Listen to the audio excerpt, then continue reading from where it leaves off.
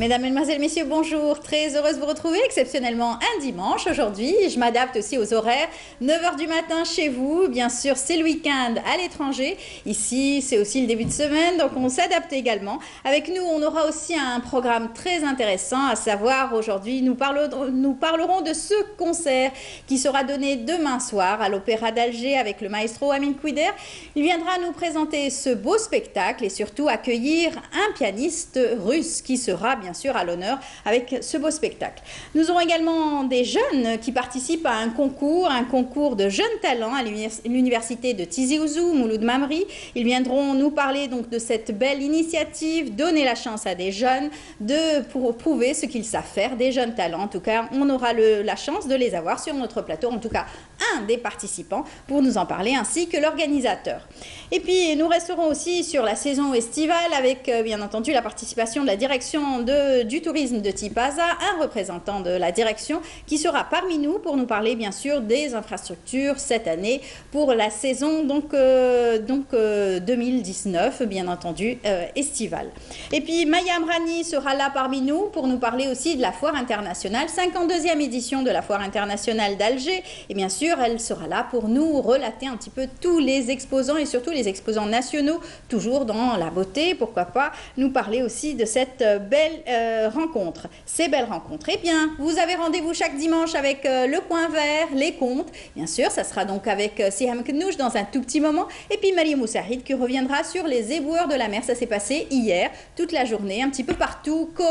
Ça a été conjointement organisé sur tout le territoire national. On fera le point avec Mariam tout à l'heure. Voilà, c'est tout le programme qu'on a choisi pour vous. J'espère que vous allez rester jusqu'à la fin, et ce jusqu'à 10h30 aujourd'hui. Et sans plus tarder, on vous laisse en compagnie de Feri El Chir pour la météo. Suivez l'air du temps avec Mobilis. Voilà, on se retrouve tellement rarement, donc on a plaisir à se retrouver, n'est-ce pas, Fariel? Tout à fait. Comment ça va? Ça va très bien, et vous? Il fait chaud? Oui, il fait humide surtout aussi, Ouais. hein. C'est ça ce qui fatigue. Exactement. Et voilà. Puis on sait qu'il y a une canicule qui va nous arriver bientôt, probablement, parce que donc c'est une canicule ça va toucher qui l'Europe à partir de la semaine prochaine. Oui, il y a une vague de chaleur qui s'installe, déjà sur la partie sud. On va pas sud. échapper. Hein. Exactement. Donc c'est un mois d'été qui commence... Fortement. Fortement, exactement. Nous sommes aujourd'hui, c'est le 3e jour de l'été. Oui. Donc voilà, c'est la chaleur qui reste au programme, au nord comme au sud. Et c'est normal. Les chanceux, c'est ceux qui sont en vacances et qui peuvent en profiter. Voilà, exactement. Voilà, on vous écoute. Merci, bonjour à vous et bonjour à tous ceux qui nous regardent ce matin. Excellent réveil à vous tous. En effet, aujourd'hui, le temps restera chaud sur la partie sud. La vague de chaleur intéressera l'ensemble des régions sahariennes, l'intérieur aussi. Côté ciel, on attend des nuages plus nombreux au sud-ouest, au Sahara central, avec possibilité de quelques faibles pluies, parfois accompagnées d'orages. À l'intérieur, un temps généralement dégagé, voilé à l'est. Quelques nuages s'accrocheront encore cet après-midi près des côtes ouest et centre. Voici les températures. Les voici. Elles restent élevées. Nous allons commencer ce matin par le sud.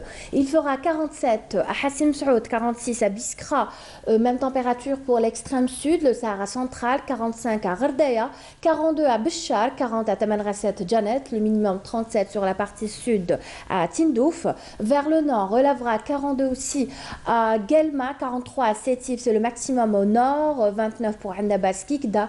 Alger affichera 30 degrés, même température à Tizi Ouzou, 29 à Oran et enfin 31 pour Tlemcen.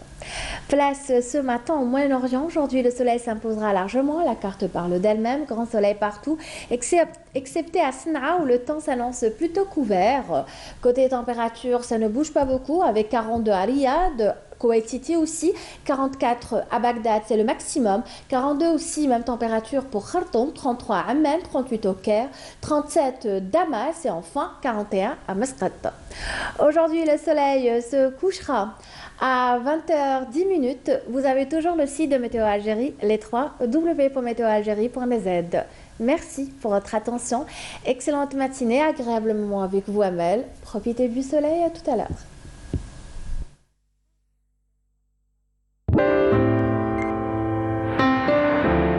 Suivez l'air du temps avec Mobilis.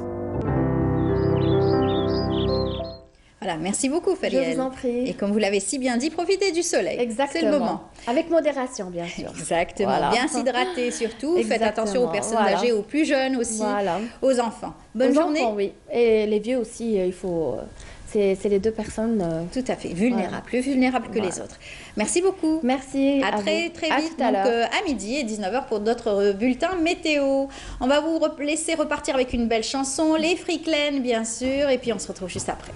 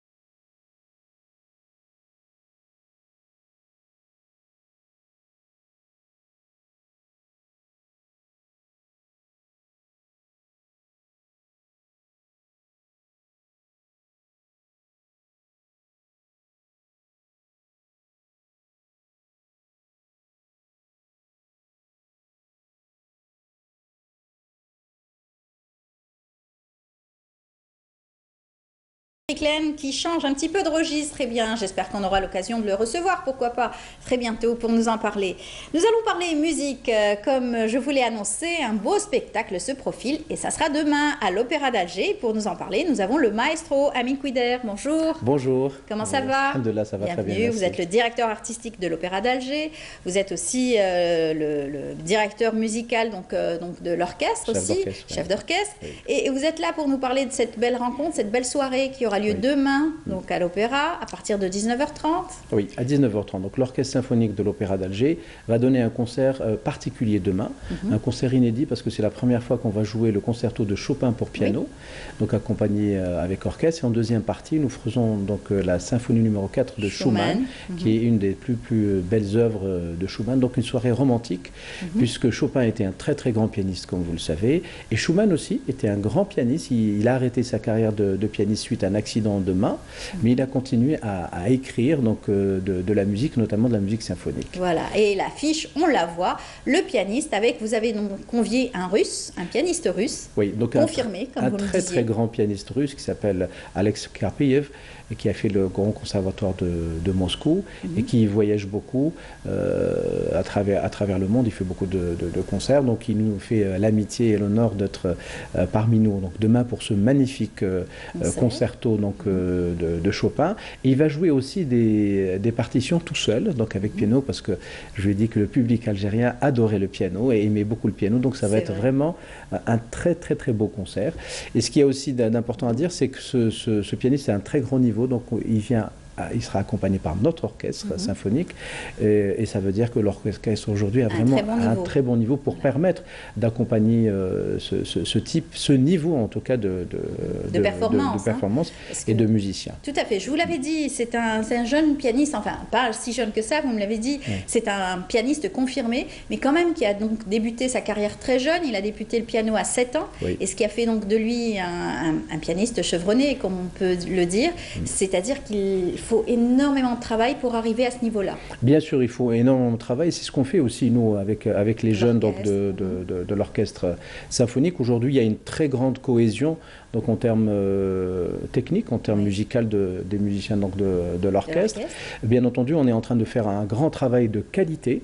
Donc, puisque nous faisons des œuvres très difficiles, nous avons fait des opéras, bien entendu, des musiques de films, des musiques symphoniques. On a revisité justement tout le programme pratiquement de cette année. Exactement. Ça a été quand même du boulot. Vous étiez toujours là, aux aguets, avec bien sûr l'orchestre, et varié. C'est ce qui est formidable, c'est que l'orchestre varie aujourd'hui entre opéra, spectacle, concert éducatif, et bien sûr les opéras. Il y en a eu moins cette année. Oui, parce qu'on nous a fait un ballet. Donc c'est l'équivalent, parce que ça coûte excessivement cher.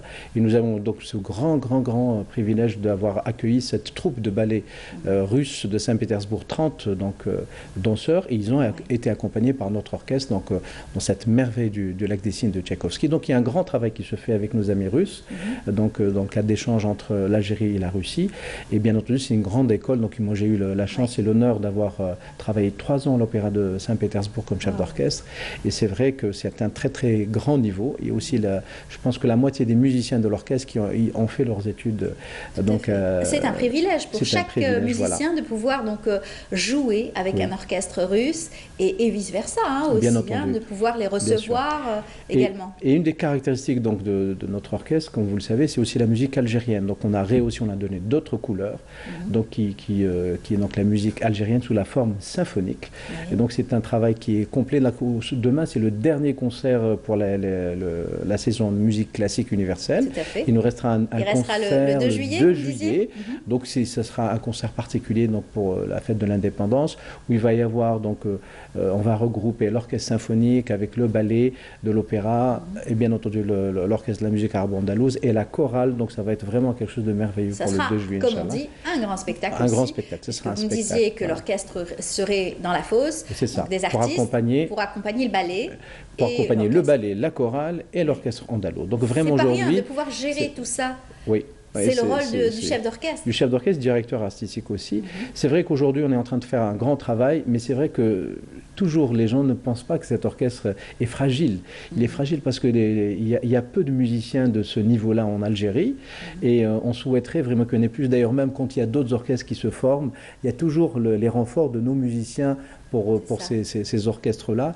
Donc l'idée, c'est d'essayer de faire durer donc cet orchestre dans le temps. Et le pérenniser. Le pérenniser, parce que c'est vrai qu'on n'a pas travaillé pendant 3-4 mois, et c'était très difficile pour les musiciens. C'est comme, vous savez, l'orchestre national, c'est comme une équipe nationale de sport, quel que soit le sport, c'est en tout cas une équipe d'ensemble, enfin un ensemble une cohésion. Et surtout, il faut qu'il y ait des concerts régulièrement pour que le niveau puisse rester. Et aussi, l'autre chose, c'est qu'on souhaiterait vraiment, de tous les musiciens, faire aussi des concerts à l'extérieur d'Alger. Nous sommes juste à Alger, et l'idée, c'est de pouvoir permettre à ces musiciens, à cet orchestre, de pouvoir voyager dans son propre pays pour montrer les merveilles de la musique algérienne sous la forme symphonique, et aussi les merveilles de la musique classique. Tout à fait. Ce que vous avez fait de bien aussi, c'est nous avons aussi beaucoup de musiciens qui sont formés dans l'intérieur du pays, et vous les faites venir, vous les conviez. Oui, aussi. bien entendu, mais aussi il faut être à proximité donc du citoyen par rapport. Moi, ce que je pense, c'est la culture, c'est la culture pas pour tous, mais la culture pour chacun. Donc aller vers l'individu pour essayer déjà de leur montrer ce qui existe, et puis être là pour essayer donc de recevoir tout ça. Je pense que il faut qu'il y ait une stratégie culturelle par rapport à ça, parce que la culture, c'est quelque chose de magnifique, mais c'est quelque chose qui sera toujours fragile. Mais ça reste quand même éreintant de pouvoir donc, concrétiser toutes ces belles pièces, hein, parce qu'on les appelle des pièces. C'est un spectacle que vous offrez au public. Il faut bien sûr bien penser. Il faut avoir aussi un carnet d'adresses pour pouvoir aussi avoir les contacts qu'il faut pour pouvoir convier ses invités, ses solistes. Pour la plupart, ce sont des solistes, hein, quelquefois. Vous savez, c'est le fruit de 30 ans de travail, parce qu'on pense que c'est, en tout cas concernant la musique classique universelle, il faut beaucoup de rigueur, beaucoup de travail. Un travail bien entendu à l'international, puisque moi j'ai travaillé pendant 20 ans donc à l'international. C'est très important d'être très cohérent dans ces projets, et aussi de faire un travail de synergie entre les artistes qui sont à l'extérieur et les artistes algériens. Aujourd'hui, alhamdoulilah, les musiciens de l'orchestre symphonique algérien, ils ont un niveau international. Bien entendu, on ne va pas se comparer avec les grands pays qui ont cette tradition depuis 2-3 siècles, mais on peut se comparer facilement et dignement avec notamment des pays arabes comme la Tunisie, le Maroc et d'autres pays comme Sultanat d'Amman ou bien donc la Jordanie, la Syrie. On a vraiment un bon niveau par rapport à ça. Grâce à la rigueur aussi, au travail. Et c'est un travail de 15 ans. Un travail de 15 ans, il faut rappeler que cet orchestre, c'est le fruit de la pensée d'un grand homme qui était Belkhaïd, Allah yarhamou Belkhaïd en 92, qui disait il faut combattre le terrorisme, il faut le combattre, il faut créer un orchestre symphonique. Il a créé en 92, donc c'était de la prospective, à quel point c'est très très important, la culture et la musique et cet orchestre national. Et vous aviez aussi l'orchestre philharmonique. Oui, bien entendu. C'était une émanation de l'orchestre symphonique. Mais en tout cas, c'est les mêmes musiciens. Donc on est autour de 60, allez, on va élargir à une centaine de musiciens dans tout un pays de 42 millions, je pense que... Tout à fait, et vous avez aussi de jeunes recrues, tout jeunes recrues. Vous aviez un qui était donc le batteur, je pense, ou le percussionniste. Il y en a plusieurs, vous savez, il y a plusieurs, et ce qui est formidable... Jeune, maintenant ça y est, il a fait ses preuves, je pense. Il y a beaucoup de musiciens qui sont très talentueux. Moi, j'ai découvert par hasard un très bon chanteur d'opéra, donc il s'appelle Hadj Issa. Donc j'ai découvert par hasard, par l'intermédiaire d'un ami. Ali Hadaya, c'est juste quelqu'un qui chantonne un tout petit peu et qui travaille dans un restaurant. Ali d'accord, je l'ai écouté. Avant de l'écouter, j'aime l'opéra. Tu chantes vraiment de l'opéra? Il m'a chanté donc des extraits de la Traviata. J'étais époustouflé. 2-3 ans après, donc il a fait ses études. On l'a beaucoup aidé au niveau de l'opéra. On lui a donné. Et maintenant, il est parti donc à Moscou pour parfaire ses études. Donc voyez-vous, c'est très rare, c'est-à-dire que c'est un passionné qui n'avait pas fait l'académie. Oui, mais c'est pas aussi rare que ça. Il y a énormément de talent. Et je pense que l'orchestre symphonique, c'est la locomotive d'un très grand train auquel il faut mettre des wagons, et notamment les wagons donc de découvrir ces talents, pas uniquement sur Alger ou les grandes villes, mais à l'intérieur du pays, pour vraiment leur permettre d'être des musiciens confirmés, des musiciens exceptionnels, parce qu'il y a vraiment beaucoup de talent. Et Inch'Allah, nous on espère beaucoup pouvoir avoir donc cette vision. C'est vrai, quand on a du talent là, et bien sûr ça se travaille par la suite. En tout cas, demain, pour les amoureux de la musique classique universelle et du piano surtout, vraiment ne ratez pas ce concert, parce que c'est un concert exceptionnel. Ce pianiste, c'est une symphonie de sons très beau, donc il a un toucher exceptionnel. C'est vraiment un grand pianiste qui nous fait vraiment le plaisir et l'honneur d'être parmi nous donc, dans ce concerto très connu et qui est très beau, le concerto numéro 2 de Chopin en fa mineur. Et bien entendu, l'orchestre se fera un plaisir de jouer donc, cette symphonie de Schumann. Et bien sûr, quand vous avez à convier donc, des invités de l'étranger, vous travaillez chacun bien sûr de votre côté et après vous avez les répétitions. Oui, bien sûr, on a les répétitions, on fait toujours un travail de répétition entre les musiciens, bien entendu avec les partitions. Avec tous les mais en général, ça se passe vraiment bien parce qu'on fait un vrai travail. Donc c'est un travail qui vient de 15 ans de travail, donc c'est pas juste depuis hier, mais c'est un fruit de travail de 15 ans, donc il faut pérenniser ça. Et demain, donc les gens qui veulent venir, donc les places sont à 800 dinars. Pour un concert comme ça, c'est assez exceptionnel. C'est très accessible par rapport à ce niveau-là, en tout cas de concert à l'Opéra d'Alger. Ben, les places sont en vente, ils peuvent même les acheter aussi juste avant le concert, mais il faut faire vite parce que je pense que les gens sont en train de venir. Il y a toujours eu le succès, de toute façon, l'orchestre symphonique a toujours eu du succès, donc ça fait toujours, ça le comble, hein, pratiquement. Oui. Je pense que l'orchestre symphonique, mais aussi la programmation, et qui s'inscrit dans donc, une stratégie de programmation pour faire connaître ce qu'il faut connaître. Donc il faut travailler sur plusieurs plans, pas uniquement juste le symphonique, l'opéra, la musique algérienne sous sa forme symphonique, les concerts éducatifs. Je pense que c'est comme un tableau, il faut qu'il y ait beaucoup de couleurs, donc des sons harmoniques et harmonieux entre ce qui fait aujourd'hui que cet orchestre a ce niveau-là, et c'est pour ça qu'on souhaite vraiment qu'on puisse le garder le stabiliser, lui donner encore plus de moyens et plus de visibilité, et aussi la visibilité pour chaque citoyen. Très bien, alors on rappelle le rendez-vous donc demain 24 donc à l'Opéra d'Alger à partir de 19h30. Il y aura ce fabuleux concert avec l'Orchestre Symphonique d'Alger et le pianiste qui sera là. C'est donc l'invité de l'Algérie, Alexander Karpayev. Voilà. En tout cas, moi, je voulais juste vous remercier, vous et toute la famille donc, de l'information qui nous aidait beaucoup, vraiment, à travers toute cette saison. Donc, c'est un privilège pour nous et votre aide, elle est vraiment, comment dirais-je, très importante pour nous et on vous remercie pour tout ça. C'est gentil et nous aussi, vous nous faites le plaisir donc, de nous accompagner, de nous faire découvrir de très belles choses et aussi donner l'occasion à tous de pouvoir accéder à cette musique universelle. N'est-ce pas? Marhaba bikoum demain en tout cas à 19h30 à l'Opéra. Et puis on donnera le rendez-vous, donc le dernier, ça sera donc le 2. Le 2 juillet, Inch'Allah. Vous serez peut-être parmi nous pour en parler. Le 2 juillet, avant les vacances, bien sûr, de l'orchestre. Avant les vacances de l'orchestre. Voilà, et puis ça sera après la reprise, Inch'Allah. Merci beaucoup, Amin. Merci beaucoup, merci. Voilà, je rappelle, vous êtes le chef d'orchestre, Amin Kouider, le directeur artistique de l'Opéra d'Alger. À très bientôt, et puis bonne chance pour demain. Merci, marhaba bikoum. Et c'est le mec. Eh bien, on va continuer notre programme, on vient tout juste de commencer. Je vous invite à suivre ce reportage signé Badia Amarni qui a donc été au théâtre Mahidine Bachtarzi pour ce bel hommage. Un hommage qui a été rendu à 2 acteurs et surtout qui ont marqué bien sûr le public algérien et surtout le téléspectateur algérien avec ce feuilleton Harir. Et donc ils ont rendu hommage à Abdelrahman Lataïssa et à Aïda Gchoud. Regardez, on se retrouve juste après.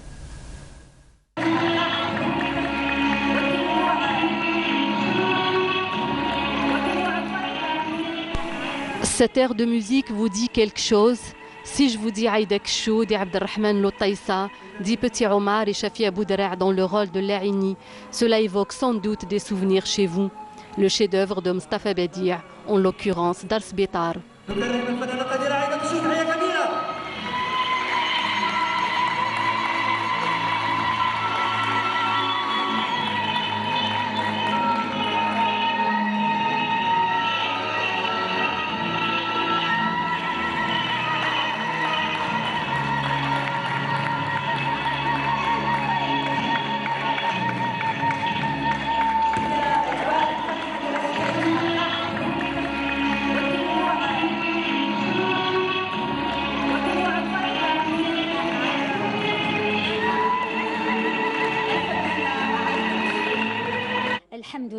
Dieu merci, nous avons été honorés comme l'a été notre maître Mustafa Badi' et Mohamed Dib.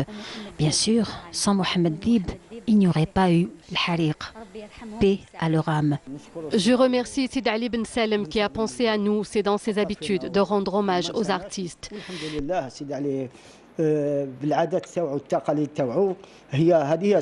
Cet hommage a eu lieu en présence d'un florilège d'artistes et pas des moindres choisis pour animer cette soirée mémorable qui nous replonge dans les années d'or du cinéma algérien avec la grande série El Hariq, l'incendie, réalisée par Mustapha Badir et écrite par le talentueux Mohamed Dib. Nous avons rendu hommage à 127 artistes. Aujourd'hui, c'est au tour de deux grands artistes, Aïdek Choud, qui a commencé sa carrière très jeune et a beaucoup donné au cinéma et à la télévision, et Abdelrahman El Taïssa, connu sous le nom de Omar Darsbetar. Ces hommages s'inscrivent dans le cadre des activités de l'ONDA qui reconnaît le parcours des grands artistes algériens. Un souvenir mémorable qui reste et restera gravé dans la mémoire de ces grands artistes et de tous les Algériens.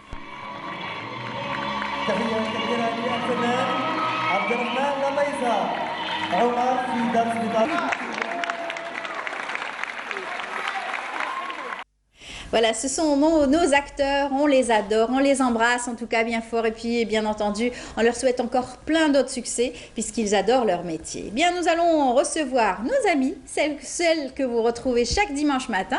En général, c'est vers la fin de l'émission, mais là, on les a reçus un petit peu précocement ce matin, mais avec plaisir. Pressés de rentrer.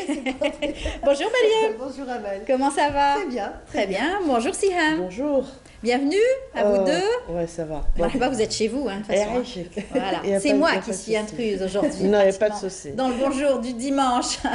Alors, on va parler des éboueurs de la mer. Vous êtes partis voir toutes ces personnes qui sont passionnées et surtout engagées. Effectivement, vraiment des gens engagés, des gens très très volontaires et qui font vraiment de leur mieux. Et au bout de quelques années, eh ben, ils sentent la différence puisque le nombre de déchets quand même, il a baissé ces dernières années. C'est vraiment quand même un pari gagné pour eux. Donc chaque année, ils sont là, de plus en plus. Donc au départ, c'était juste à Tamanfoust et avec la radio algérienne, avec la chaîne 3.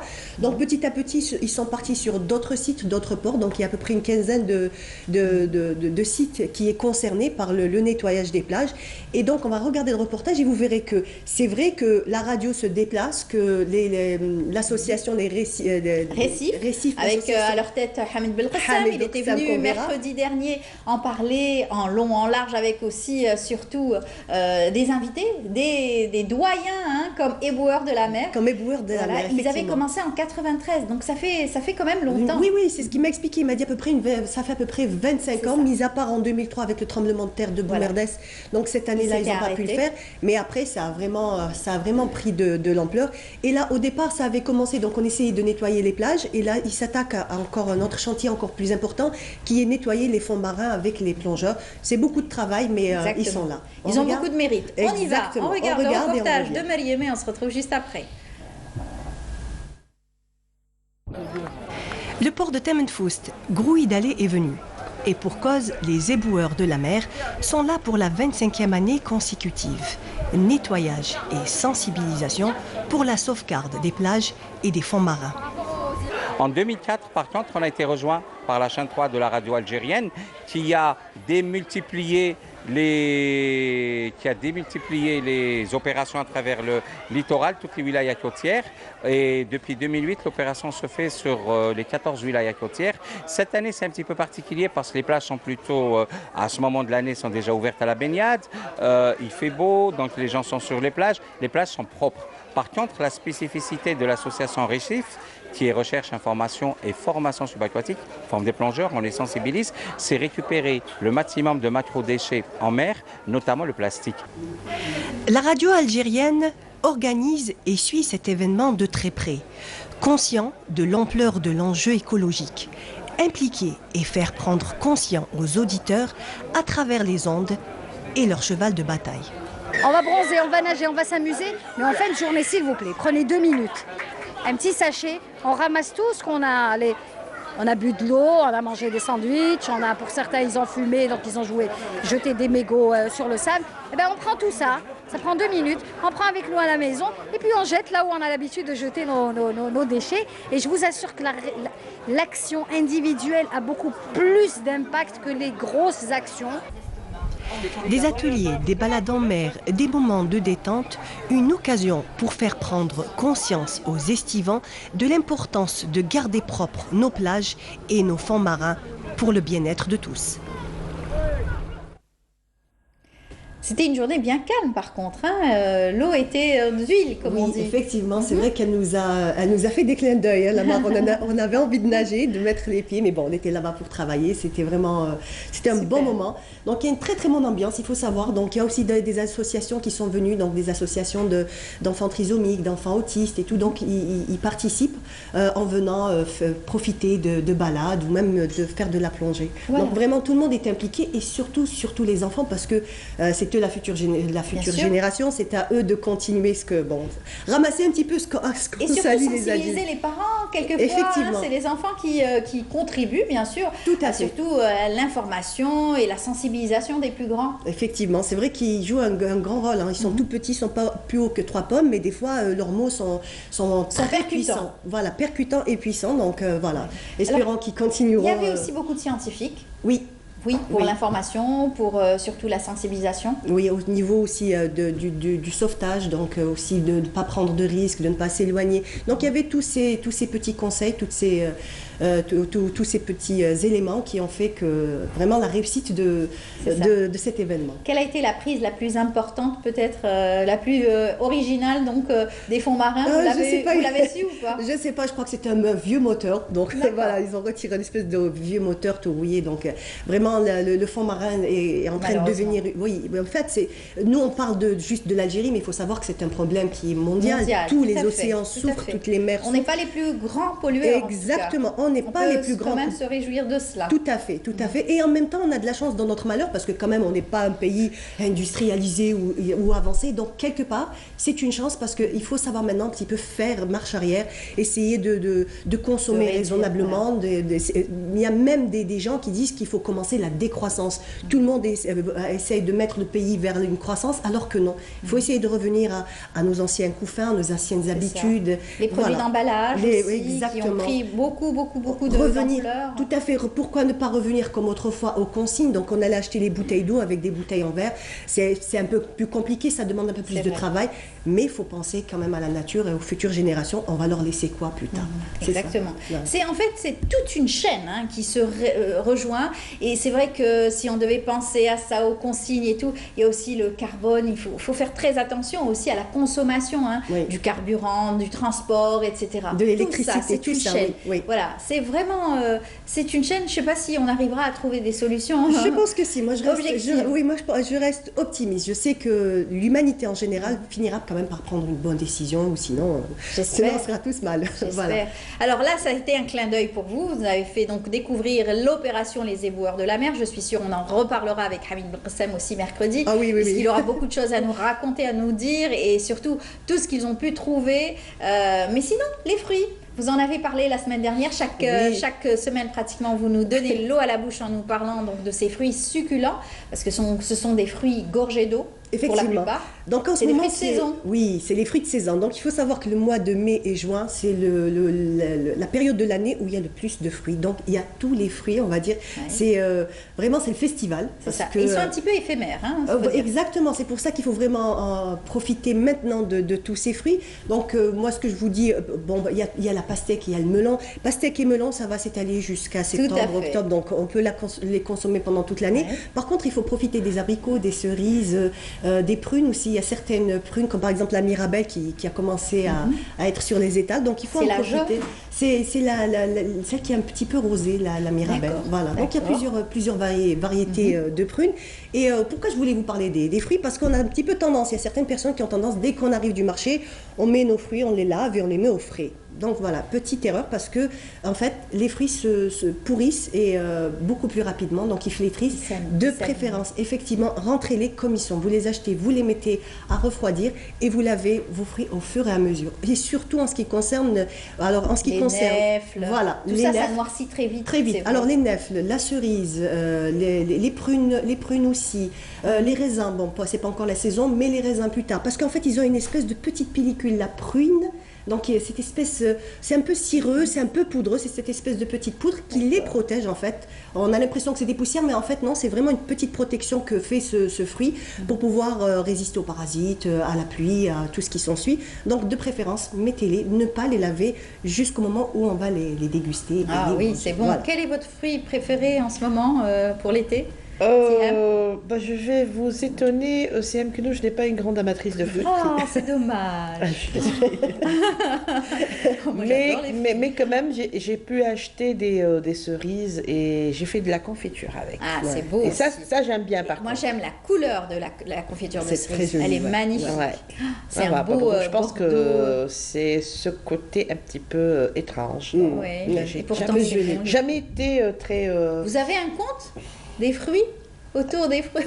Est-ce que j'ai un compte autour de fruits? Oui, oui, j'ai un compte autour de fruits, mais il est franchement très long. Donc, ce n'est pas vraiment le temps de le raconter. Par contre, j'ai un compte qui parle de la mer et qui parle justement d'une créature qui ne peut exister et qui ne peut survivre au fond des océans, au fond des mers, que lorsque celle-ci est très propre et pas polluée. C'est un bon indicateur donc de pollution. Donc.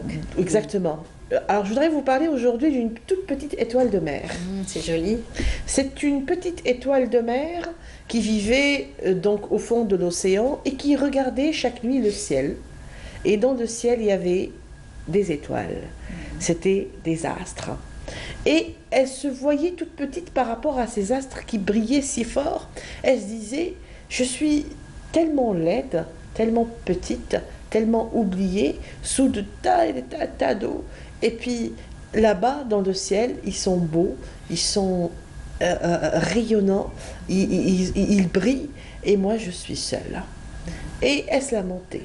Chaque nuit, quand elle voyait ce ciel, quand elle voyait ces astres, elle pleurait. Et les poissons autour d'elle, déjà, commençaient à la fuir parce que bon, c'était quand même une étoile de mer pleurnicharde qui ne finissait pas de bouder, de pleurer, de se lamenter sur son sort. Elle se retrouvait véritablement seule. Et puis, un jour, paf, elle a décidé de prendre son destin en main, de prendre son courage à deux mains et de quitter ces lieux et de rejoindre ces astres-là dans les cieux. Alors elle va quitter son endroit, elle va se pousser un peu, voilà. Et là, il y a quelque chose qui tombe dans les eaux, quelque chose de très étrange. Elle se faufile à l'intérieur et hop, elle se retrouve à l'extérieur parce que c'était un filet de pêcheurs. Et elle se cache sous une dorade qui était énorme. Alors le pêcheur commence à trier ce qu'il a pêché, il voit, paf, et puis sous la dorade, il remarque qu'il a une étoile de mer. Il y a une petite étoile de mer, il n'avait rien à faire avec une étoile de mer, il la jette par-dessus bord comme ça, elle tombe très malencontreusement sur un rocher, et le rocher lui fait mal, fini le sable fin, fini les eaux. Elle était là très très mal à l'aise sous ce rocher, mais là un miracle s'est produit parce que là, pour la première fois de sa vie, elle a vu quelque chose et un spectacle extraordinaire. Elle a vu le coucher de soleil en dehors des eaux. Et c'était féerique. Alors, le spectacle ne s'est pas terminé là. Il y avait son bel astre, l'astre qu'elle admirait tant. Elle le voyait sans qu'il y ait quelque chose entre eux deux. Et voilà que c'était véritablement en l'air pur. Il n'y avait plus d'eau et elle le voyait directement. Et elle se disait, mon Dieu, comment faire pour arriver jusqu'à cet astre? Comment faire pour devenir astre soi-même? Et puis, au bon matin, il y a une mouette qui arrive, qui avait très faim. Elle arrive, paf, paf, paf, paf, paf, paf, paf, paf, paf, paf, et elle prend la petite étoile de mer dans son bec. L'étoile de mer est complètement étourdie. Et puis, quand elle rouvre les yeux, elle se retrouve là-haut, dans le ciel, en regardant la mer. Waouh! Ah oui, ça s'est fait. Mon rêve. Son voyage s'est exaucé, donc. Et ben voilà, elle est exactement dans les cieux. Et puis une petite voix l'appelle, petite étoile. Et là, elle se retourne et elle voit son astre bien elle. Et elle lui dit, oh, vous êtes là, je suis juste près de vous. Il lui dit, oui, vous êtes juste près de moi. Oui, mais je suis pas aussi belle que vous, je suis laide, je suis véritablement laide, je ne brille pas. Oh, lui a dit non, regardez-vous. Et là, quand elle se regarde, elle découvre qu'elle s'est transformée en une étoile de ciel, exactement. Maintenant, ce conte est beau, il est merveilleux, il est Magnifique. tout ce que vous voulez. Une histoire pour les enfants, oui peut-être, mais c'est surtout une histoire pour les adultes. Pensez-y. Maintenant, si vous voulez voir la petite étoile de mer qui s'est transformée en un joli astre, regardez juste à côté de la petite ours. Maintenant, si vous n'y croyez pas, vous ne pouvez pas la voir. C'est magnifique. Oh, ouh là là. Et ça donne envie, en tout cas, de vous écouter encore longtemps, longtemps à travers donc ce récit et bien entendu cette belle histoire qui a toujours donc comme fin, toujours une belle fin quand même. Une belle fin, ce n'est pas toujours une. C'est à nous de trouver le beau dans les fins. Oui, toujours le beau Ça dans les peut fins. être, oui, ça peut être tragique mais beau. Oui, exactement. C'est à nous de trouver. C'est toute une philosophie. On peut pas dire que c'est une belle fin, que c'est une fin atroce. Non. Il y a toujours le beau. Oui. Mais il faut juste le chercher, essayer de le palper. Tout à fait. Vous serez en spectacle ce mardi, c'est cela? Oui, je Vous serai donnerez un sur spectacle. scène. Parlez-nous-en un peu. Alors, en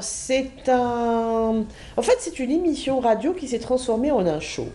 Bon, tout le monde m'a écouté, par exemple, l'émission sur la chaîne 3, sur la radio chaîne 3, qui parlait des prénoms. Oui. La signification, étymologie, symbolique, histoire des prénoms et le conte qui se cache derrière le prénom. Donc, on s'est dit, pourquoi ne pas remettre cette émission sur scène et la faire en sorte de show. Donc, il y aura la sérénade, c'est une sérénade des prénoms. On s'était régalé. C'est vrai, tout le monde lui demandait, ça veut dire quoi, le prénom tel, ça veut dire quoi? Donc, en fait, on va faire une sérénade. C'est véritablement la sérénade des prénoms. Je ne serai pas seule sur scène. Il y aura la diva, à la voix d'or, Lamia et Tamara. Et on sera accompagné par l'orchestre régional d'Alger, donc Sanaa. Et là, on va interpréter les anciens Saïd, où il y a les anciens prénoms de chez nous. Et puis, on va les expliquer, mais aussi, surtout, expliquer les prénoms du public. C'est-à-dire que le public va rentrer, on va lui laisser un bout de papier où il va noter son prénom. Et je vais tout prendre dans une corbeille où on va on va faire travailler avec le public. Il n'y aura pas de téléphone, il y aura l'interactivité avec le public directement. Et l'explication. Vous travaillez beaucoup avec le public, à travers vos spectacles. À chaque fois, il y a une belle cohésion, il y a une belle communion avec votre public. Il faut bien. C'est une signature un petit peu CM Kenouch, mais j'aime bien quand le public se sent impliqué. Il vit le Exactement. spectacle, carrément, il de l'intérieur. En fait, à un moment, il devient un peu acteur avec vous. Exactement. Non, mais là, il devient acteur à 100%. Parce que bon, tirer Amel ou tirer Mariam, c'est de vous qu'il s'agit, ce n'est plus de moi. Donc, quand je raconte l'histoire de Mariam ou l'histoire de Amel, c'est toute une philosophie et c'est vous qui êtes concerné en premier. C'est vous. Voilà. Donc, vous donnerez donc rendez-vous au public le mardi. À partir de 19h à l'Opéra Boualem Sayeh. Donc, soyez nombreux, c'est très intéressant, c'est vos histoires, il y a plein de surprises et Ça raconte plein de belles choses autour de vous, autour de votre prénom aussi. Exactement. Donc, chantez, racontez, parlez des prénoms et vous allez participer sûrement. Voilà, et rappelez-vous toujours, il y a toujours une belle fin avec Siam Kenouch, toujours. Une belle philosophie, n'est-ce pas? Et il faut bien.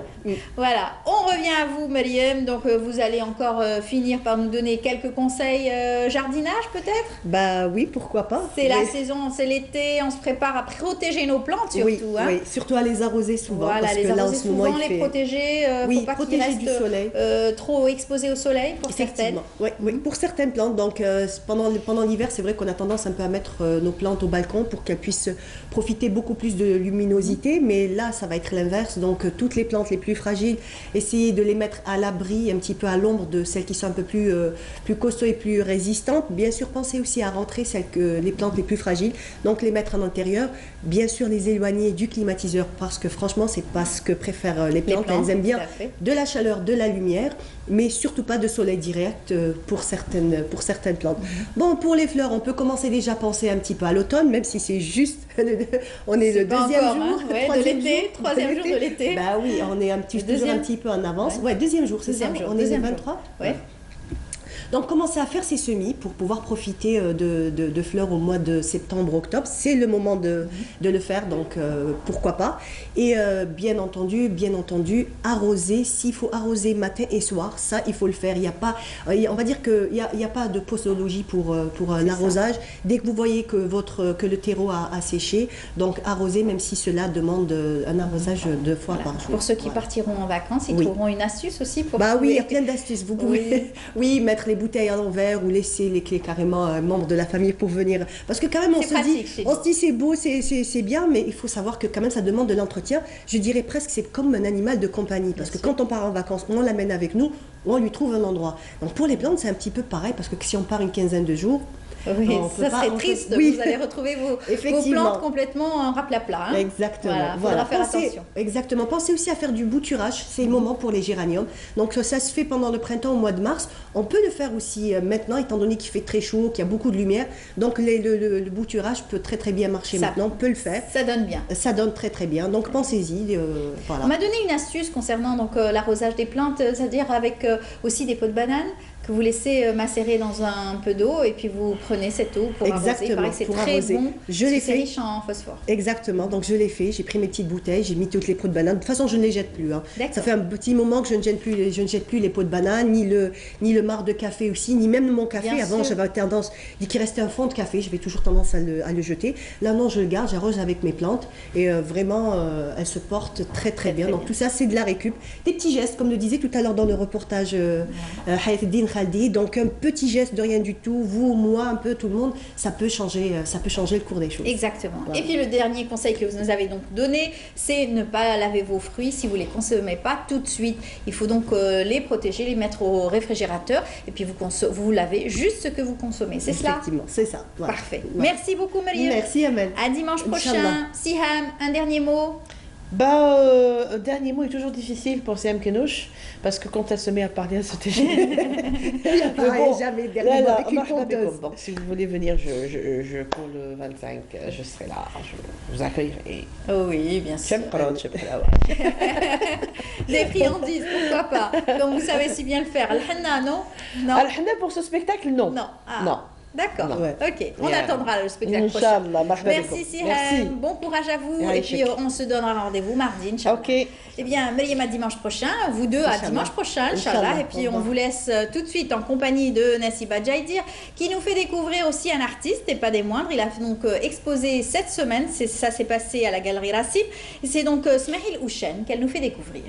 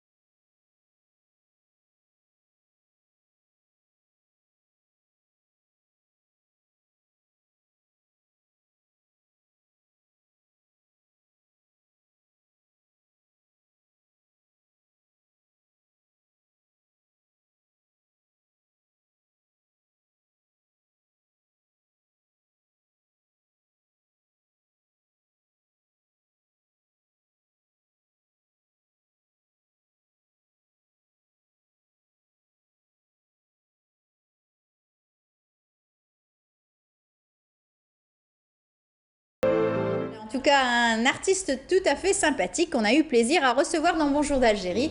On lui souhaite en tout cas bonne chance et à d'autres expositions. On la reçoit comme il se doit chaque samedi. Elle est parmi nous. Aujourd'hui, exceptionnellement, elle revient le dimanche. C'est Maya Amrani. Bonjour Maya. Bonjour Amel. Eh bien, ça fait plaisir de me retrouver une fois de plus sur le même plateau que vous. C'est vrai. Et bien sûr, le téléspectateur s'est habitué à voir le samedi. Et même moi, en montant dans le taxi ce matin, je lui dis, ça va, le samedi c'est vide. Il me dit, madame, c'est dimanche. Ben voilà, oui, ça arrive. Quoi oui, ça voilà, arrive. vous êtes toute belle avec votre collier rouge. Oui, c'est du corail. Nous avons du corail en Algérie et on est fiers, bien sûr, de pouvoir en porter. De le porter et de le montrer, bien sûr. Exactement. Alors, vous avez été justement à la Foire internationale. C'était cette 52e édition, à la 52e édition. 52e édition. Et puis, toujours avec beaucoup de succès, beaucoup de monde. Oui. Les visiteurs, bien sûr, sont ravis d'avoir une foire internationale, puisqu'il y a qualité-prix, et en même temps, ça leur permet de connaître d'autres produits qui sont lancés, des nouveautés, soit dans le domaine des cosmétiques, soit dans le domaine de l'ameublement, soit dans le domaine médical, l'hygiène médicale. Ça vous a permis de connaître et de voir un petit peu ce qui se faisait en tant que produits algériens, bien sûr, les locaux, et aussi à l'international, puisqu'il y a toujours des partenariats qui sont donc signés entre les différentes entreprises et nationalités. Maintenant, ce qui fait plaisir, c'est que nous avons quand même des entreprises leaders en Algérie et même à l'étranger, entre autres ceux qui fabriquent le tissu pour les blocs opératoires, l'hygiène médicale. Ils sont leaders finalement parce qu'en Afrique, c'est la seule entreprise et on en est fiers, bien sûr. Vous allez voir dans le sujet, dans le reportage. On a aussi les cosmétiques. Il y a énormément, il y a le choix, il y a la qualité, il y a les prix qui vraiment sont absolument... Tout le monde maintenant ne peut pas dire je ne peux pas acheter un produit cosmétique parce qu'ils ne sont pas chers du tout. Et la foire offre la possibilité de vendre à bas prix avec vraiment... D'abord, il y a la visibilité et il y a aussi l'accessibilité, c'est-à-dire qu'on arrive à trouver toutes sortes donc, de produits avec des prix compétitifs, spéciaux, bien sûr, des prix spéciaux donc, pour la foire. Tout à fait, et des prix, et puis des produits de qualité, je le redis, parce que c'est des produits qui sont non seulement le flaconnage est très bien présenté, soit pour les parfums, pour les shampoings, on n'a rien à envier à l'étranger finalement, parce que nous avons tout dans notre pays, et puis nous avons la qualité vraiment qui est... Tout à fait. On a reçu pas mal donc, de producteurs qui étaient venus nous parler de certains produits, entre autres aussi les colorations. Ils sont donc leaders aussi dans le domaine.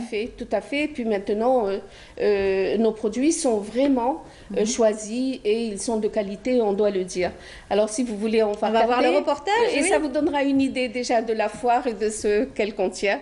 Pas tout, parce qu'on ne peut pas tout faire en un après-midi. Les pavillons se diffèrent et aussi les produits dans des pavillons différents. Donc, on ne peut pas tout faire. On a montré une partie, un petit peu de cette foire. Très bien, on vous suit Maya à travers votre reportage, on y va. 52e édition de la Foire internationale Alger a lieu au Palais des expositions SAFEX Pin-Maritime, un événement qui contribue à promouvoir les produits dans un contexte très favorable au développement économique de l'Algérie. Nous sommes spécialisés dans le tissu non tissé. Donc c'est une matière première, donc le lycial, qui nous sommes la seule société en Afrique, dans les pays arabes, qui la produisons. Tout est fait en Algérie. De la matière première jusqu'au produit fini. La matière première, nous l'avons exportée pour plus d'une 50aine de pays dans le monde, notamment la Grande-Bretagne, l'Allemagne, les États-Unis, bien sûr la France, l'Argentine, à peu près partout dans le monde. Nous avons travaillé avec plusieurs pays. Et maintenant, nous avons développé quasiment dans le secteur de la santé, nous avons développé quasiment pour chaque spécialité médico-chirurgicale une trousse, un pack spécifique pour des interventions. comme ça, on a remarqué que grâce à ce genre de dispositif, le risque infectieux a diminué d'au moins 30% au niveau des blocs opératoires. Tout en sachant que le risque infectieux, donc les maladies nosocomiales, les tissus sont le deuxième vecteur de ces propres maladies. Donc grâce à ça, nous avons développé tout cela. Et après, nous sommes donc en train de s'élargir au niveau de l'Algérie par rapport aux produits finis, donc par rapport aux tenues de bloc, aux casaques, aux trousses. Et alhamdoulilah, nous sommes leaders dans le secteur public et militaire. Et nous agrandissons doucement dans le secteur privé, Inch'Allah. Le slogan est Algérie, diversification économique et opportunités de partenariat en perspective. Une édition qui se caractérise par des rencontres, des échanges et des démonstrations.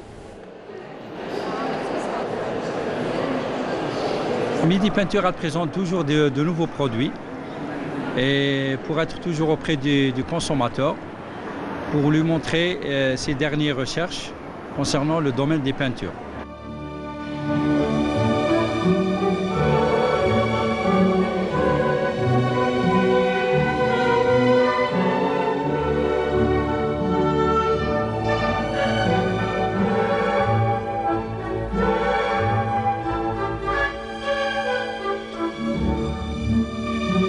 Nous sommes une société de production cosmétique. On existe déjà depuis 4 ans.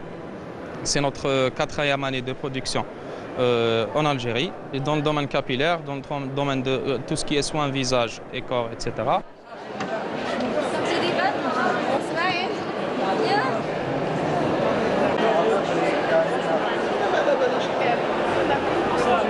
Le stand du tourisme est représenté par l'Agence nationale de développement du tourisme en Algérie. Notre participation à la 52e édition du salon pour faire connaître les missions de l'agence ainsi que d'être prêt et à l'écoute de tous les investisseurs qui veulent investir dans le domaine du tourisme.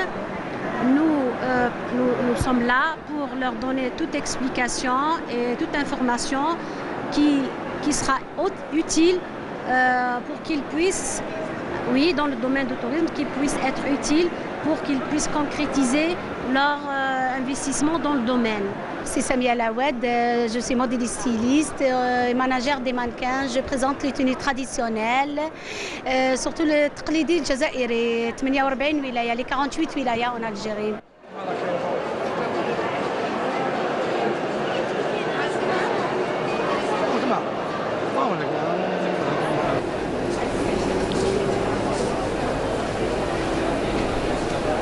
Présents à cette 52e édition, les textiles et les cuirs, confection et habillement avec des styles très tendances, ameublement et décoration très riches en nouveautés et en design. La foire a pour but d'accompagner les entreprises algériennes à mieux promouvoir pour mieux exporter.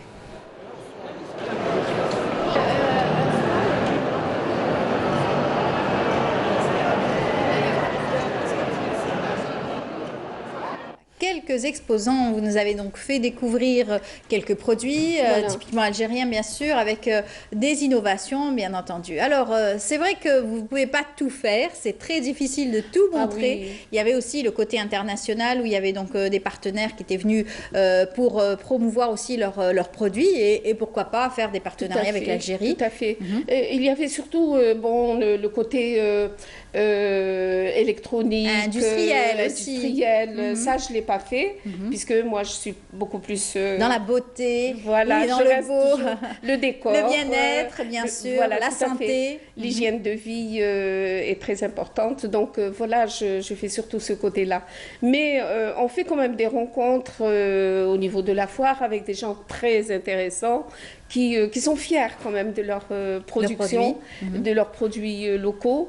Et les consommateurs sont maintenant de plus en plus exigeants, tout à fait, parce qu'il y a quand même des différences entre des produits. Et nous avons une grande production maintenant. Alors le choix se fait difficilement aussi. Il faut essayer pour adopter. Oui, pourquoi pas. Et bien sûr.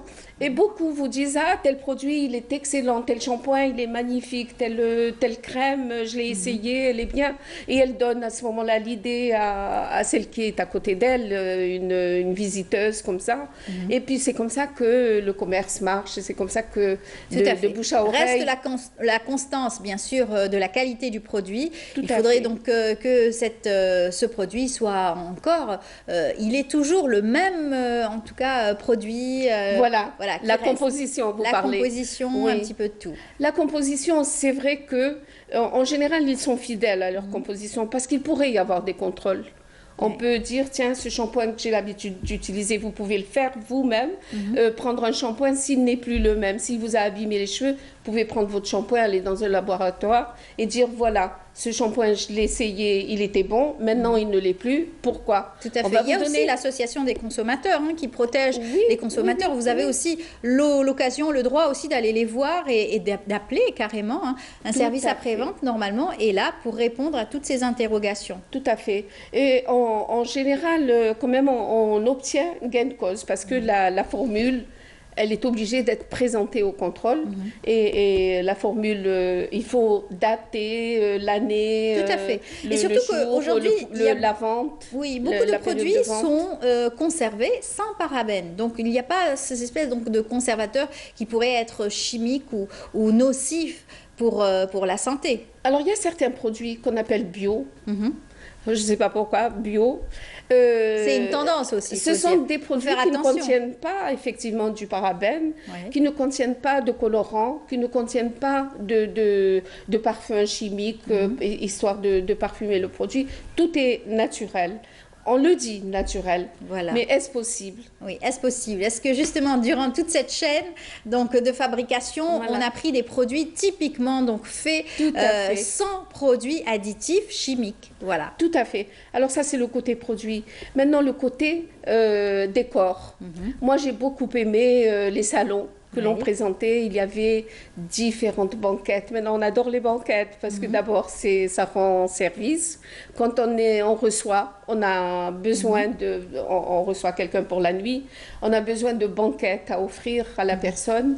Et comme nous, les Algériens, on est très hospitaliers, donc on a besoin de beaucoup de banquettes pour recevoir. Voilà, ça a été donc un des exposants qui a marqué aussi cette présentation. Pas un seul, non, il y en avait plusieurs. Les tissus, maintenant, la qualité des tissus, c'est extraordinaire ce qu'ils font. Les couleurs, le style, le design a été vraiment maintenant depuis quelque temps amélioré. Donc on voit des salons magnifiques, on a envie de changer de salon. C'est vrai, c'est vrai. Il y a aussi les peintures et les textures aujourd'hui. Alors les peintures, justement, moi ce qui m'a fascinée, c'est cette peinture phosphorescente. Par exemple pour une chambre d'enfant avec les jouets, avec des choses comme ça. C'est-à-dire vous éteignez la lumière, vous n'avez pas besoin de mettre une petite veilleuse. L'enfant sera rassuré en voyant quelques petites... Où il se réveille dans la nuit, et tout d'un coup il est ébloui par ses jouets, par ses lumières, et c'est magnifique. Et même on peut faire ça dans une chambre à coucher adulte. On n'est pas dans l'obscurité totale. Il y a des fleurs, il y a beaucoup de choses qui font plein de figurines en tout cas. Tout à fait, tout à fait. La peinture s'est améliorée aussi. Il y a plusieurs exposants dans ce domaine.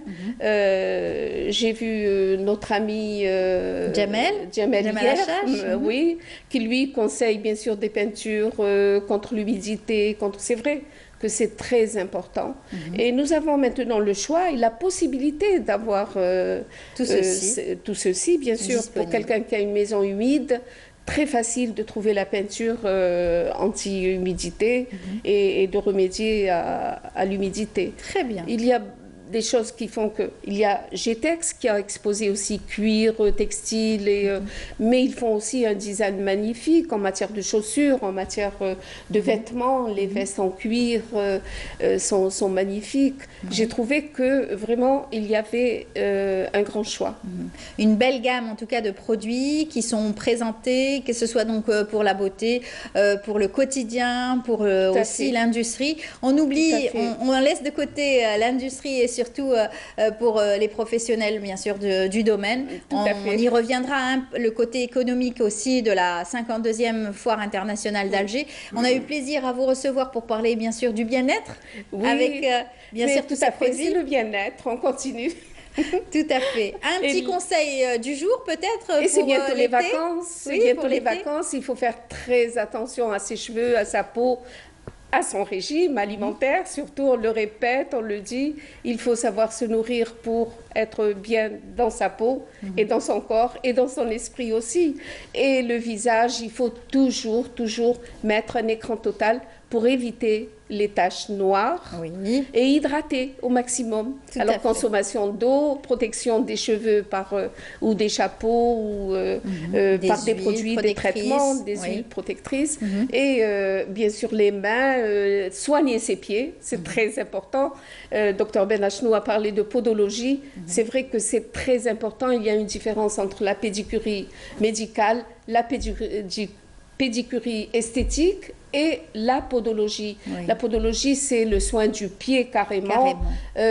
Pour éviter les déformations, pour éviter les problèmes de corps au pied, les durillons, pour éviter la sécheresse des pieds et les champignons comme les mycoses. Les mycoses qui sont dues ou à la chaleur ou bien aux pieds humides qu'on essuie très mal et qu'on met dans la chaussure directement. Tout à fait. La qualité aussi des cuirs de chaussures. Tout à fait, la qualité de la chaussure. Il y a aussi, pour les manicures, il faut avoir quand même toujours de jolies mains, parce que quand on voit une personne, on voit toujours ses mains. Ses mains, toujours. Un homme, on regarde ses chaussures, si elles sont bien cirées. La dentition, c'est très important. Il faut faire très attention à son bien-être, à son apparence. C'est très important, l'apparence. Bien sûr. Eh bien, en tout cas, c'est toujours un plaisir de vous recevoir, Maya, et aujourd'hui exceptionnellement avec moi dans Bonjour d'Algérie dimanche. Avec plaisir. Et on vous recevra donc samedi prochain, Inch'Allah. On vous allez donner des conseils, surtout probablement ça va commencer pour l'été, pour bien vous sentir et surtout être beau et bien profiter du soleil tout en se protégeant. Tout à fait. Alors je voudrais faire un coucou à Florence qui habite près de Reims et qui nous suit régulièrement. Elle adore Canal Algérie, elle adore l'Algérie aussi. Merci encore, merci pour le bouquet de fleurs que vous m'avez envoyé et pour les félicitations que vous nous faites à chaque fois à travers les réseaux sociaux. Très bien. Merci encore. C'est une fidèle Elle aime l'Algérie. Oui. Ce n'est pas une Algérienne et pourtant quand elle est venue en vacances, elle connaît toutes les émissions de Canal Algérie. Elle connaît toutes les émissions, elle est très attachée à Canal Algérie, elle nous suit depuis maintenant plus de 5 ans et quand elle ne prend pas l'émission le matin, elle l'attend le soir. Ça c'est ce qu'elle m'a dit. Elle est vraiment très fidèle. On la salue et puis j'espère qu'elle sera un jour parmi nous, pourquoi pas, pour nous parler pour les vacances. de ses programmes préférés à Canal Algérie. Merci Maya. Merci à vous, merci aux téléspectateurs de nous suivre régulièrement. Merci encore. Très bien. Eh bien, vous allez rester avec moi, vous allez donc suivre ce reportage signé Farid El Hamdi. Elle s'est intéressée aux infrastructures hôtelières du côté de Tipaza. Regardez.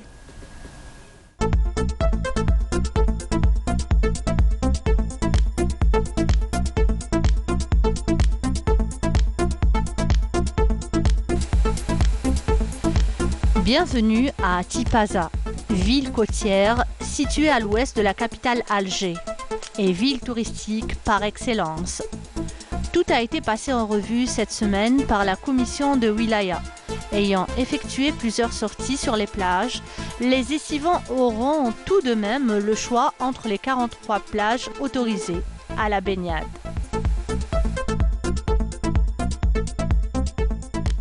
La wilaya de Tipaza est une wilaya côtière, touristique par excellence. L'offre touristique au niveau de la wilaya il est diversifiée. Pour cette année 2019, nous comptabilisons 43 plages autorisées à la baignade. Toutes les plages, elles sont aménagées. On y trouve, il y a l'éclairage, l'accès, le poste de secours, le parking, la gratuité, les parkings. La saison est déjà bien entamée. Sarah Aboura vérifie que tout se passe bien dans son hôtel à Chenois. Tout doit être prêt pour accueillir les estivants cette année.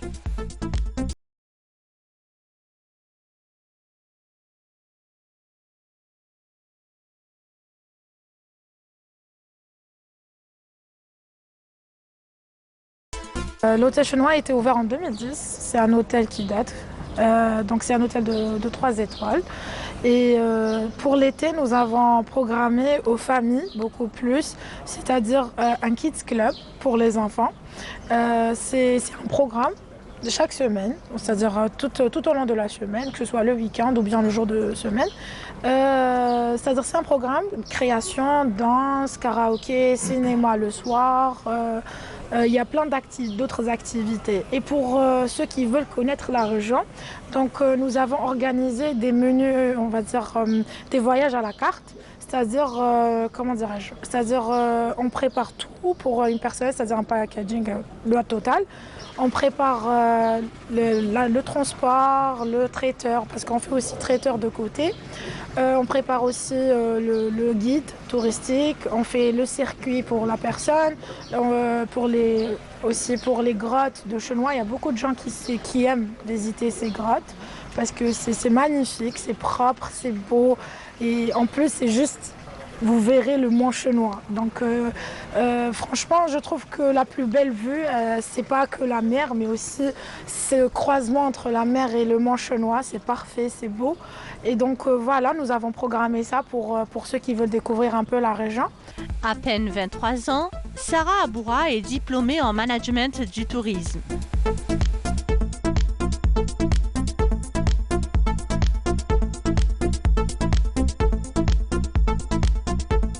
C'est un choix, c'est une passion et c'est un amour, on va dire. J'aime ça et je veux vraiment persister et percer dans ça, Inch'Allah. Gérer l'accueil, avoir le sourire à chaque fois, Sarah sait faire. Ses clients qui viennent ici sont satisfaits. Un peu plus loin, le complexe touristique La Corne d'Or est l'une des infrastructures prêtes à accueillir les nombreux estivants cet été, notamment après les travaux de réhabilitation engagés pour le remettre à niveau.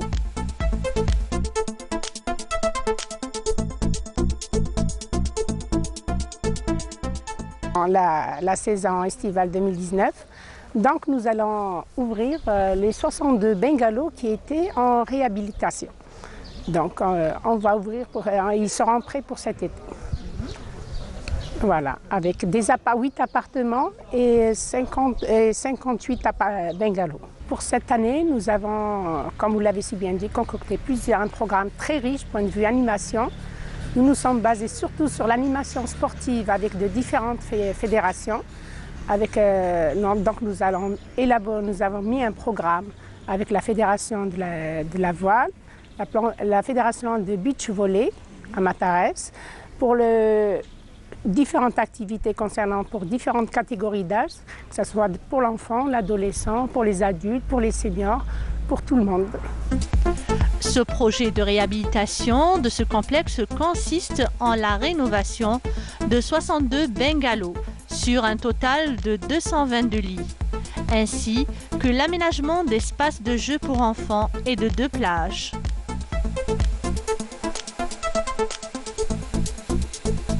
Pour le complexe 7, qui dispose d'une capacité d'hébergement de 1000 lits, les travaux de rénovation touchent quasiment l'ensemble de ces équipements.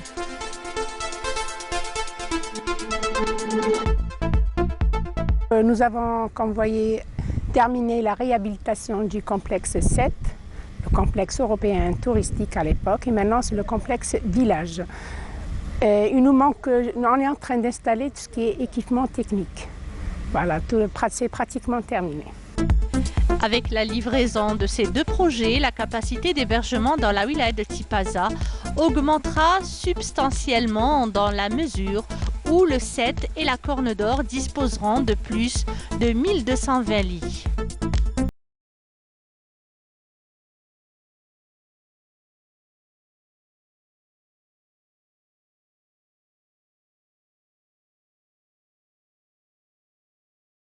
À la Coquette s'attend chaque année un rush d'estivants qui viennent des 4 coins du pays.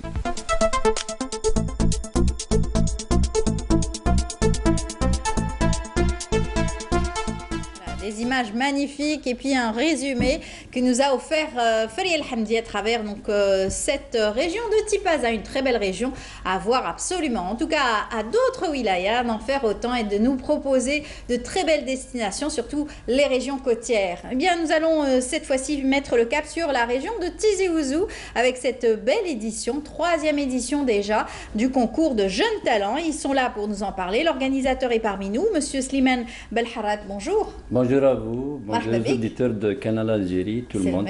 Aslama Zulf Lawen. Déjà 3e édition. Oui, c'est la 3e. Donc l'année passée, on a organisé 2. Oui. La première, c'était en février en hommage d'El Mouloud Mamri.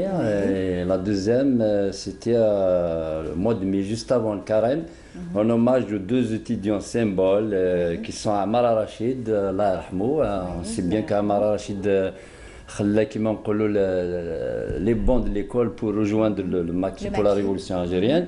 Le deuxième, c'était Kamel Amzal, aussi symbole, un étudiant symbole qui a été assassiné à l'université donc pour des causes démocratiques. Oui, donc, ces idées. On a organisé donc 2 éditions. Maintenant, on est à la 3e qui sera organisée le 3. La finale est prévue pour le 3 juillet.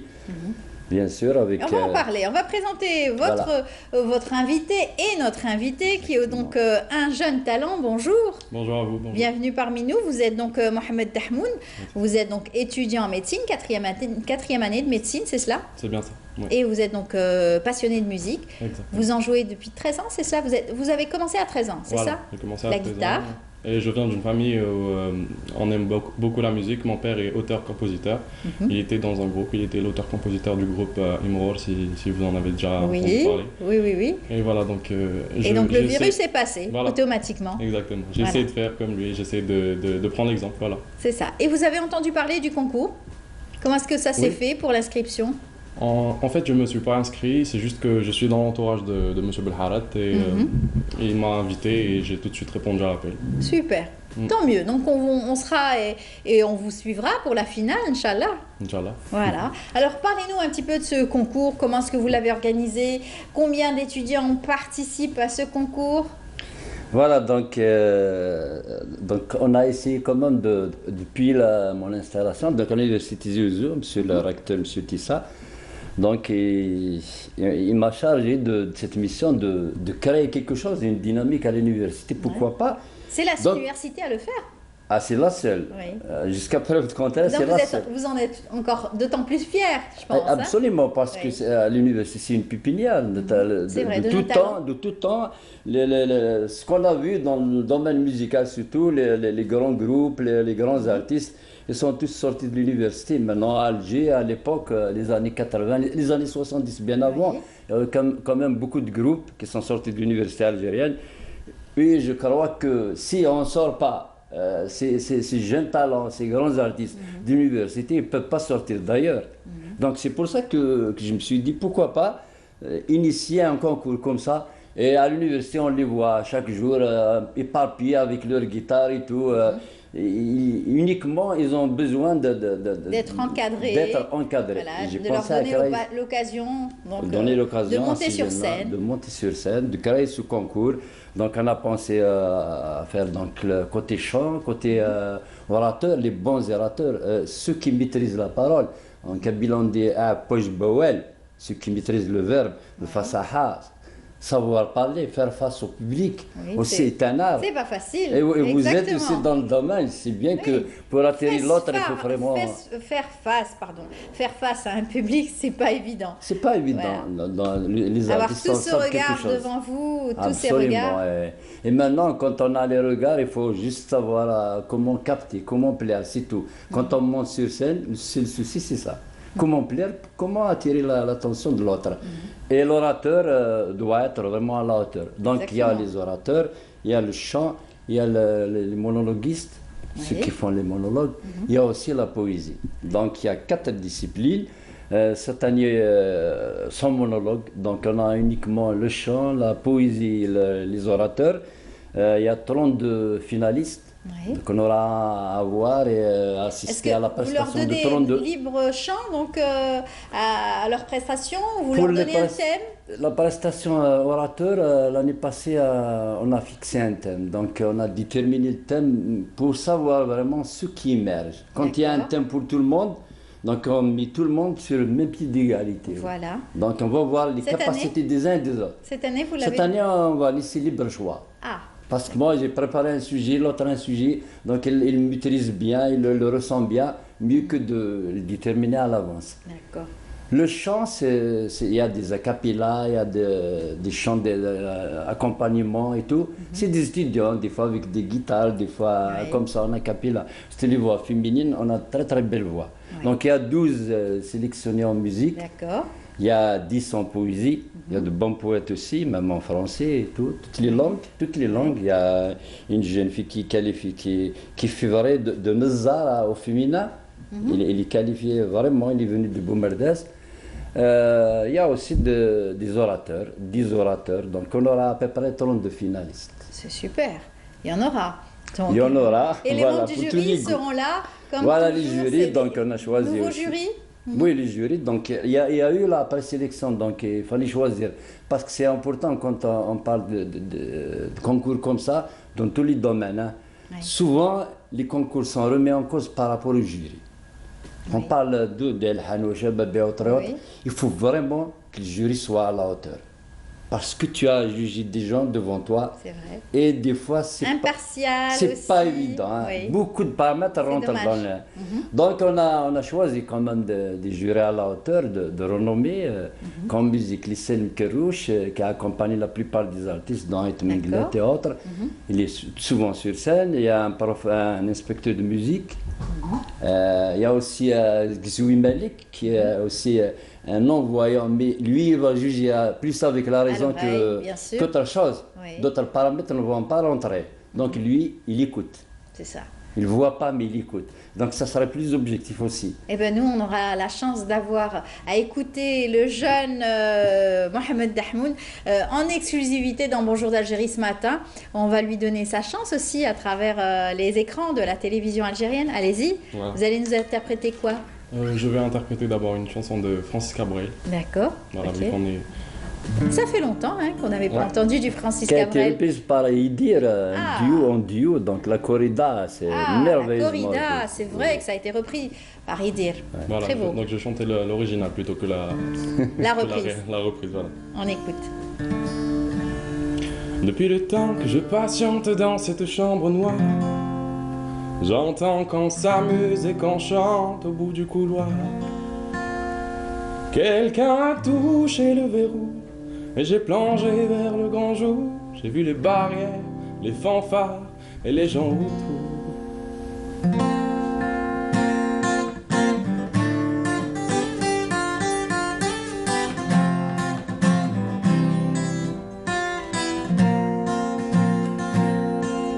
Dans les premiers moments, j'ai cru qu'il fallait seulement se défendre. Mais cette place est sans issue, je commence à comprendre. Ils ont refermé derrière moi, et ils ont eu peur que je recule. Je veux bien finir par la voir, cette danseuse ridicule. Est-ce que ce monde est sérieux?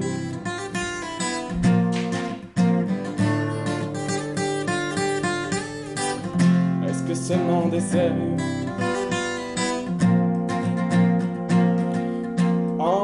jalousie, je me souviens les prairies bordées de cactus. Je veux pas trembler devant ce pantin, ce minus. Je vais l'attraper, lui et son chapeau, les faire tourner comme un soleil. Ce soir, la femme du torero dormira sur ses deux oreilles. Est-ce que ce monde est sérieux?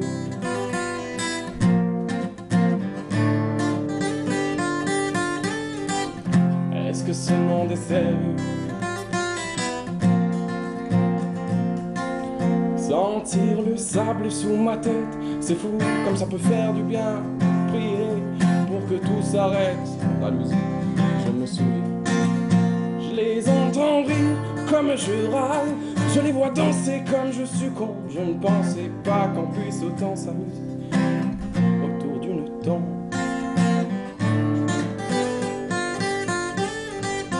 Est-ce que ce monde est sérieux?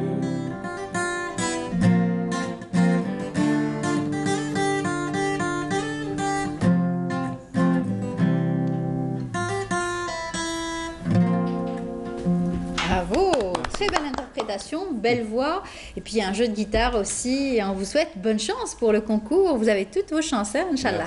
On va peut-être vous écouter à la fin avec un autre registre, pourquoi pas. Ouais. Alors c'est vrai que ce texte a vraiment marqué, hein, parce que c'est un texte avec lequel il a voulu donc dénoncer la corrida et surtout la problématique de la mise à mort du taureau. C'est vrai que ça fait partie donc du patrimoine espagnol, mais c'est beaucoup critiqué, hein, à travers le monde. Malheureusement, donc c'est un texte engagé aussi. Voilà, là c'est encore. Pour la cause animale en général, c'est ça. Ça transcende, en fait. Ça. Vous avez des textes à vous ou pas? En fait, j'ai des textes à mon père. Oui. Je vous ai tout à l'heure dit qu'il était auteur-compositeur et qu'il avait fait partie d'un groupe. Sauf que toutes ces chansons n'ont pas été éditées, toutes ces chansons n'ont pas été chantées.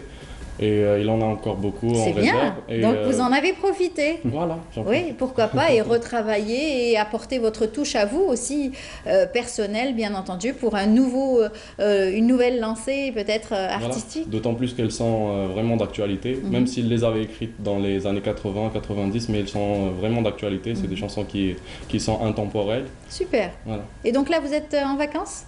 Non, en fait, j'ai mon examen dans 3 semaines et ça va être serré avec le concours, hein, le 3 juillet, donc, et ça va être dur et très... il y aura une belle concurrence. Absolument. Déjà, dans la chanson, on a 12 voix, donc ça va être serré. 12 belles voix en plus, 12 belles voix, effectivement, parce qu'il y a des moments où on se dit... c'est dur de départager. Donc on va offrir 5 cette fois-ci. Donc il y aura les 3 prix. Il y aura le 4e, ça sera le prix du jury, il y aura le 5e prix du public. D'accord. Pour récupérer quand même un nombre important dans la chanson. Et vous aussi? Ça, c'est moi. Hein. Oui, c'est un vous êtes artiste. Multiple façade. Oui. Donc ça, c'est côté poésie. Donc c'est un CD qui a été sorti par le HCA, sorti aussi là en 2017. Le HCA en collaboration avec l'édition Voir par le savoir de M. Mello. C'est un artiste qui aide les autres artistes. Oui, avec un poème dédié au non-voyant qu'on a offert avec le CD, l'achat du CD plus un poème pour les non-voyants. Voilà. Et vous avez... celui que la vue a laissé au là. Oui. Qui est privé de vue. Qui est privé de vue. Voilà, c'est triste. Voilà. Vous avez aussi des ouvrages, on va les présenter aussi. J'ai des ouvrages à offrir pour l'émission. Donc, on va les montrer. Qasma, c'est des contes chaoui. J'y arrive. Voilà. On a aussi ça, Del Mouloud, c'est une traduction faite par M. Lasseb Djamel. Fegounin Nouin Irzen, Sommeil du Juste. Sommeil du Juste, tout à fait. Et vous avez mémoire d'un militant de Bouma Zouza. Ça aussi. On l'avait déjà présenté, en tout cas dans Bonjour d'Algérie aussi. Et ça c'est moi, Isfra. Ce qu'il y a dans le CD, vous allez le retrouver ici. Voilà, les 16 poèmes. Bien sûr, ça, de Slimane Belharrat. C'est offert par moi au nom de l'université de Mamri. Je vous offre ça, bien sûr. Parce qu'on a besoin de ce genre d'espace pour nous exprimer, pour aussi présenter, faire passer le message surtout aider ces jeunes talents, c'est très important. Très bien, très bien. En tout cas, bonne chance, vous reviendrez pour présenter on attend cela. les sponsoring. Hein. Ah, voilà. C'est un appel, donc il faut aider ces jeunes-là, c'est très important. Nous, on a fait de notre mieux pour les faire valoir, pour leur émergence. Maintenant, c'est aux autres de faire montrer leur billet pour nous aider à offrir des prix pour ces jeunes talents. Bravo pour l'organisation, et puis on se reverra peut-être avec les lauréats. J'espère que vous allez recevoir les lauréats ici. Pourquoi pas? C'est une promesse, donc on va leur dire ça, on va les motiver par ça. Merci beaucoup. Un dernier mot rapide. Eh ben, juste un bonjour pour tous ceux qui nous regardent, mes neveux et nièces en France, à Lille, aux Ardennes et à Paris, et toute ma petite famille à Tizi Ouzou. Inch'Allah. La petite Lia et Lydia qui sont à Cheraga. Voilà, un dernier mot, rapide. Je dirais, je passerai un grand bonjour à toute ma famille, à tous mes parents surtout, et voilà. Et on se quitte en musique, bien sûr. Et bien, quant à moi, je vous dis merci beaucoup de nous avoir suivis. J'espère que vous avez passé un bon moment en notre compagnie. Demain, rendez-vous à 8h avec Radia Boulmaali, Inch'Allah. Et merci à toute l'équipe de nous avoir préparé l'émission et bien sûr de nous avoir accompagnés. Au revoir, à demain. Allez-y. D'accord. Alors, c'est une chanson de... Justement, je vous avais dit tout à l'heure, c'était une chanson de mon père, qui avait écrite dans les années 90. Très bien. تفسوث التيزي ما تدن كثير تفسوث التيزي ما تدن كثير والذي يحبك في طاد تميري والذي يحبك في طاد تميري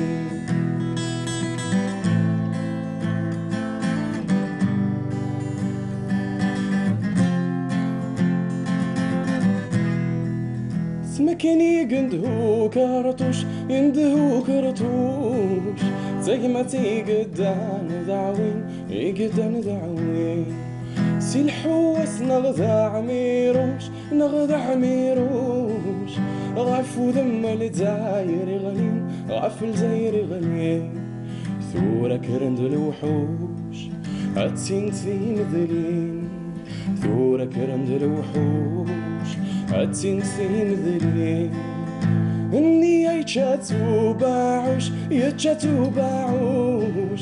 تيحي لك